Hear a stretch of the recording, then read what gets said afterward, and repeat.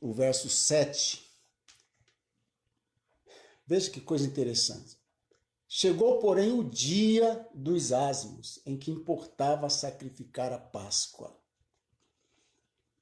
Eu quero pegar esse chegou, porém, o dia, não o dia da Páscoa em si, o dia de todos os anos, a data de todos os anos, porque a Páscoa tinha uma data certa para ser celebrada. E era na mesma semana dos pães ázimos. Então eram 3 festas simultâneas. A festa da Páscoa, a Bíblia chama de festa, né? A festa da Páscoa, eu já falei isso outras vezes. A festa dos pães ázimos, que era o pão sem fermento, e a festa das primícias, quando eles traziam os primeiros molhos da cevada e o sacerdote movia aqueles molhos diante do altar. Então eram 3 festas que anualmente eram celebradas. Mas esse dia aqui, é esse o ponto que eu quero pegar, esse dia aqui não era um dia como qualquer outro dia das dezenas e milhares de Páscoas que se passaram. Eu digo milhares porque foi instituída essa Páscoa há cerca de 1200 antes de Cristo. Então, pelo menos 1200 Páscoas, 1200 vezes, eles celebraram a Páscoa. E a festa dos pães ázimos. E a festa das primícias. Então, esse dia aqui não era um dia como aqueles outros dias. Mas era um dia especial. Porque nesse dia aqui, não era apenas o cordeiro animal que estava sendo sacrificado, ou no caso aqui, ainda ia ser sacrificado, porque havia um horário certo. Não apenas aquele cordeiro que os sacerdotes e que as famílias nas suas casas estavam celebrando, porque observa que Jesus disse assim: pergunte ao pai da família onde é que eu vou comer a Páscoa, celebrar a Páscoa com os meus discípulos. Era responsabilidade do pai preparar para toda a família a Páscoa, o cordeiro. E a ordem era: se o cordeiro for grande e não der para comer toda a sua carne durante toda a noite do sacrifício da Páscoa, convide uma família menor, traga a família menor para dentro da sua casa para comer a Páscoa com ela, para que não sobre nada até o amanhecer do dia seguinte. Tá certo?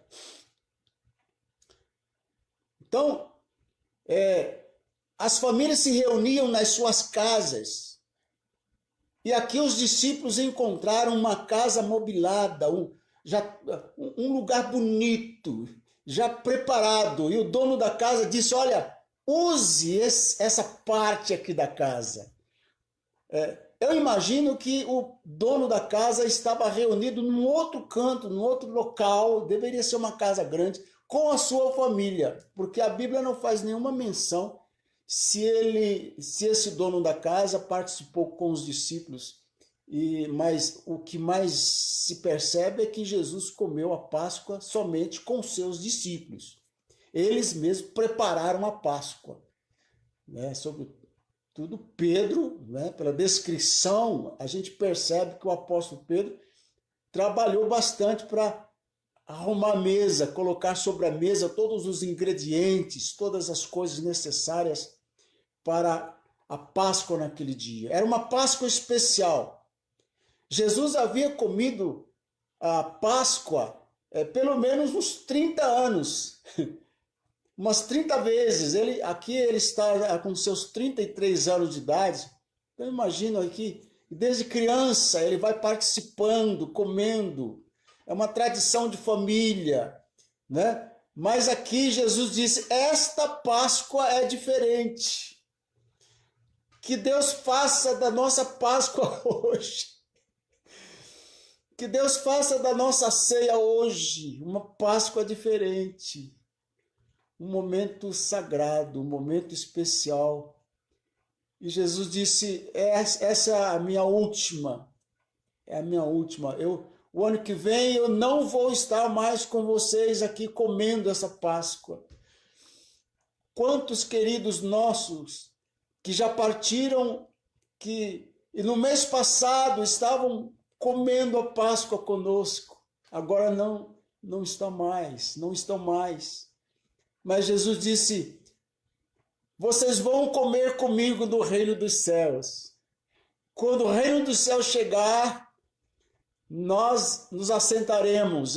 Jesus disse, eu estava ansioso, desejoso. Verso 15 diz, desejei muito. Gente, para Jesus liberar esta palavra, porque a coisa mexeu com o coração dele. Sabe, irmãos, a ceia precisa mexer com o nosso coração. Eu não sei quantos dos nossos membros estão nos assistindo, porque eu imagino que além aqui das minhas páginas, alguém deve estar compartilhando, assistindo noutras, não sei, mas eu fico pensando, será que todos os nossos irmãos estão desejosos? A Páscoa é para quem deseja, é para os filhos, é para a família, sabe? Mesmo aquele estrangeiro que bate a porta e diz, posso participar contigo? Estou desejoso, quero comer com vocês essa Páscoa, quero comer essa ceia.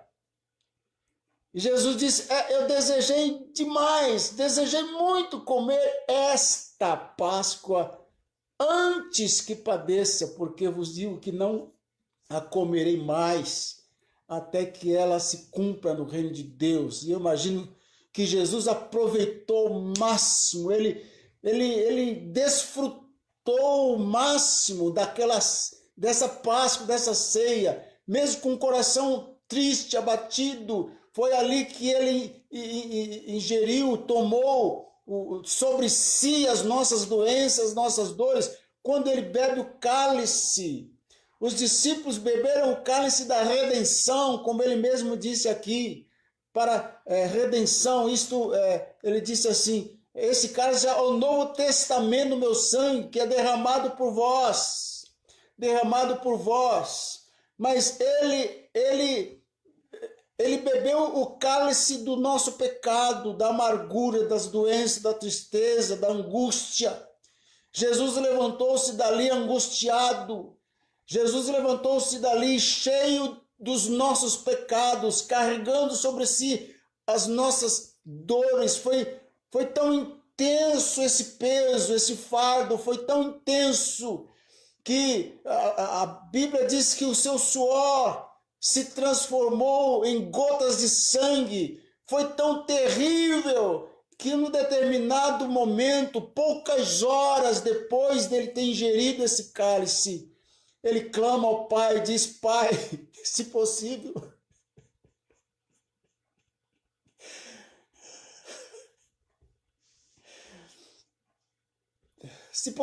passa de mim esse cálice.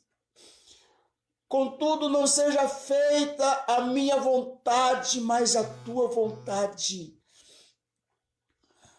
Pouquíssimas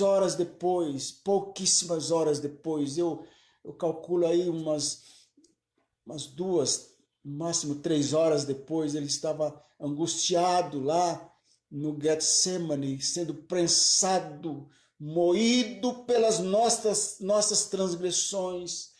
O profeta diz que o castigo que nos traz a paz estava sobre ele. Sobre ele era um castigo e sobre nós a paz. Sobre ele as nossas afrontas, as nossas doenças, nossos males e sobre nós a bênção dele. milhares de anos, aqueles homens e mulheres celebrando a Páscoa, desejando que o Cordeiro de Deus que tira o pecado do mundo se manifestasse naquela Páscoa. E ele não apareceu na primeira, nem na segunda, nem na milésima, nem na milésima centuagésima, e ele não apareceu, mas aqui ele aparece, ele está na cidade, ele está reunido numa casa. Antes uma multidão ouviu João dizer: ele é o Cordeiro de Deus que tira o pecado do mundo, é ele. Eu não sou digno nem de soltar as amarras das suas sandálias. Ele é antes de mim, ele é a luz do mundo. Mas os homens não o reconheceram. Ele veio para o que era seu e os seus não receberam. Mas a todos quantos o receberam, deu-lhes o poder de serem feitos filhos de Deus, a saber, os que creem no seu nome. Então, o Cordeiro de Deus, que desceu dos céus, que se fez carne, estava ali habitando entre os homens. O apóstolo diz: habitou entre nós, vimos a sua glória, glória como a glória do unigênito do Pai.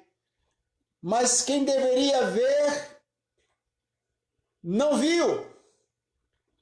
Os principais, a liderança da nação, os sacerdotes que eram responsáveis em oferecer o sangue do sacrifício do Cordeiro, deveriam ter reconhecido a presença daquele que é o sabão do lavandeiro, o desejado de todas as nações, o Criador de todas as coisas. Nele todas as coisas existem, subsistem, Jesus Cristo Nazareno.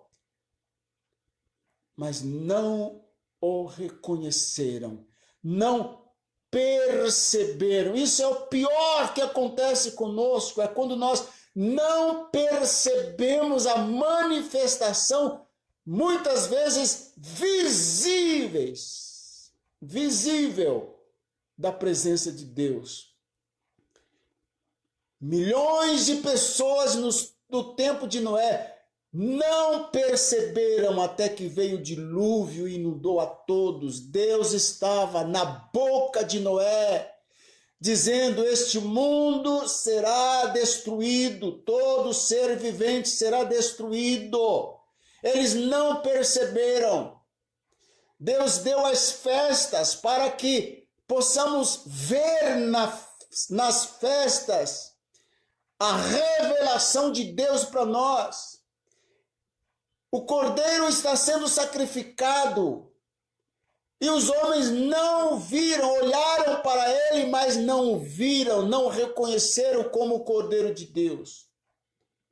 Ele foi sepultado e não reconheceram a presença do pão ázimo, do estado do corpo sem pecado. É a nossa situação hoje. Hoje nós somos os pães ázimos. O apóstolo Paulo diz: celebrai a Páscoa não com os ázimos, não com o pão fermentado, mas com os ázimos da sinceridade. Aqueles homens não viram, sabe? Ele ressuscitou como primícia de Deus e eles estavam preocupados com cevada, e não com ressurreição. No dia de Pentecostes, o Espírito Santo desce.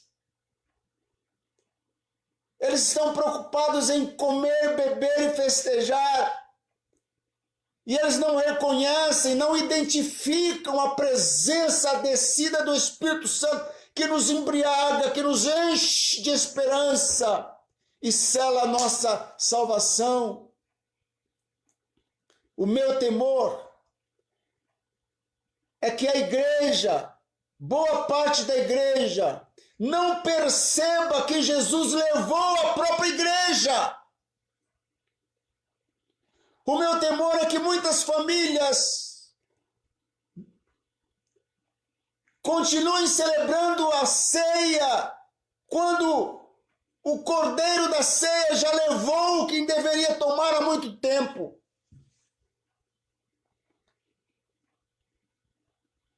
O meu temor é que nem isso a maioria da igreja faça.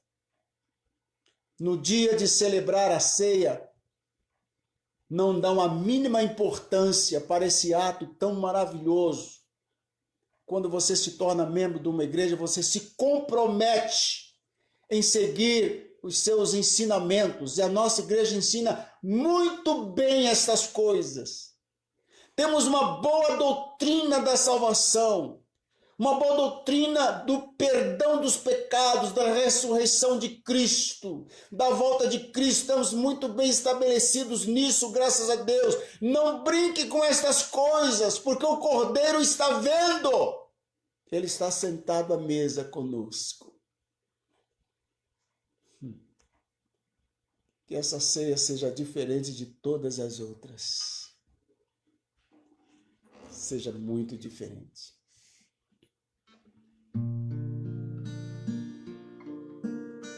Você está preparado? Você está pronto?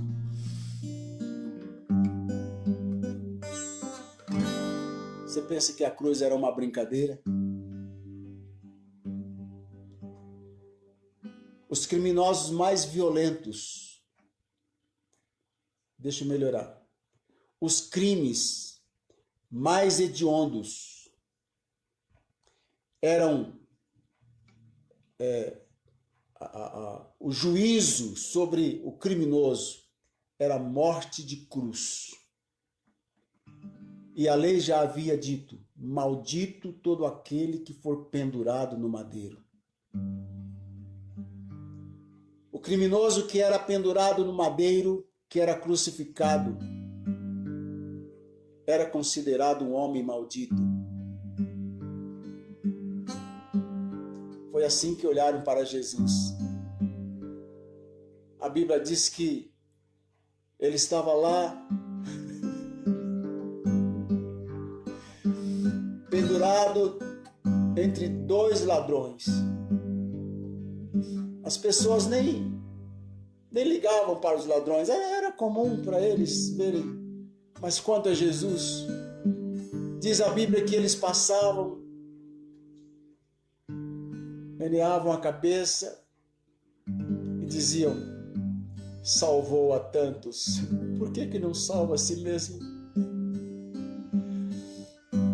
Passavam e zombavam do Cordeiro de Deus, ao invés de olhar e dizer, como um dos ladrões disse: Senhor, lembra-te de mim quando entrares no teu reino.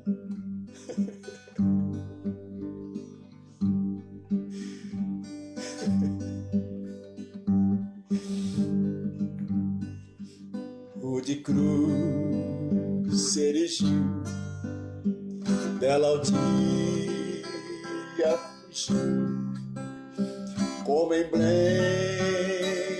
de vergonha e dor. Mas contemplo essa cruz, porque nela Jesus deu a vida por mim, pecador. Sim, eu amo a mensagem da cruz. É morrer, eu a vou proclamar. Levarei eu também minha cruz. É por uma coroa trocar. Essa cruz, nessa cruz padeceu e por mim já morreu.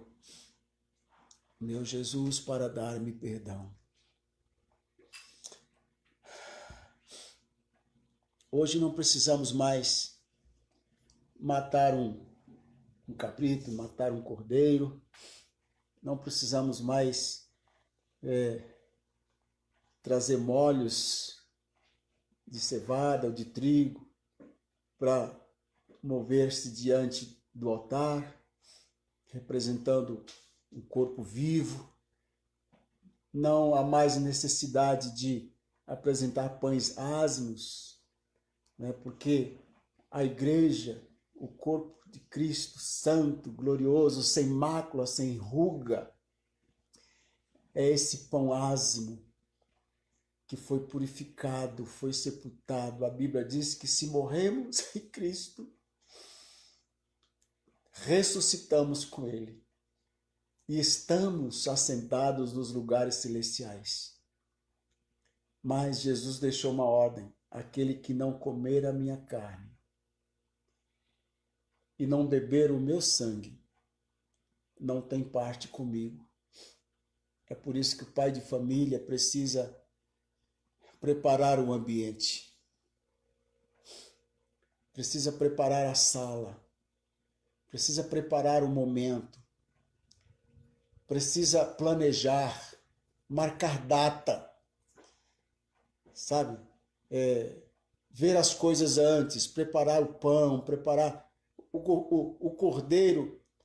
Ele 4 dias antes ele já era retirado do rebanho e ficava guardado por 4 dias, do 10º dia até o 14º dia.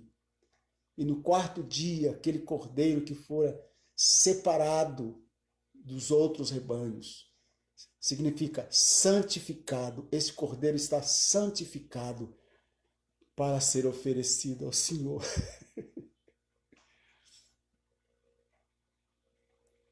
Ele cumpriu tudo isso ao pé da letra. E quando ele sentou à mesa, ele pegou o pão, tendo partido, tendo dado graças, o partiu. Levante o seu pão aí, vamos agradecer a Deus. Pai querido, obrigado por esse momento tão solene, tão maravilhoso. Verdadeiramente o Senhor tomou sobre si as nossas enfermidades, as nossas doenças, levou sobre si. Diz o profeta: nós o reputamos por aflito, ferido de Deus e oprimido, mas ele foi ferido pelas nossas transgressões e moído pelas nossas iniquidades. O castigo que nos traz a paz estava sobre ele, e pelas suas pisaduras fomos sarados.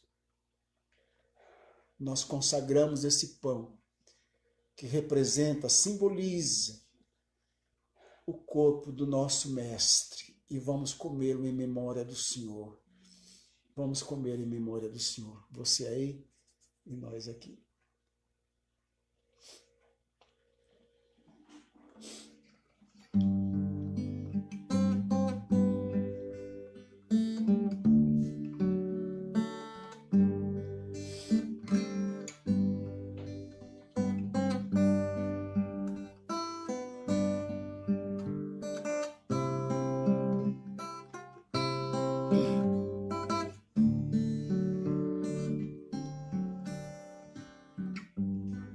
A Bíblia diz que depois de haver ceado, houve um momento específico, com um pão específico, quando ele disse este pão, porque outros pães que estavam à mesa não era para aquele fim. Havia também um cálice específico. Eles tomavam 4 cálices de vinho, suco de uva. E quando chegou no cálice chamado cálice da salvação, ele disse: este cálice, deixa eu achar aqui o versículo, para a gente falar exatamente como ele diz: este cálice é o Novo Testamento no meu sangue, que é derramado por vós. E ele disse: bebei dele todos. Pai querido, levante o seu cálice. Nós queremos nesse gesto consagrar esse cálice de suco de uva, que no nosso coração ele representa o sangue de Jesus que foi derramado naquela cruz 2000 anos atrás, mas ela é tão poderoso e eficiente na nossa vida como se estivesse pingando agora mesmo. Aceita a nossa gratidão, meu Senhor Jesus, por teres dado a tua vida por nós. E nós vamos beber esse cálice, lembrando-nos do Senhor. E eu te peço que o Senhor lembre dos nossos irmãos que estão com coronavírus, no hospital, que não podem participar de um momento como esse. Os que já partiram estão aí contigo, felizes. Eu te peço que o Senhor visite os teus servos em cada lar onde, com sinceridade, estão levantando esse cálice. Onde houver um doente, haja cura no nome de Jesus. Onde houver um perdido, haja salvação no nome de Jesus. E nós bebemos esse cálice em memória do Senhor, até que o Senhor venha. Vamos beber em memória do Senhor.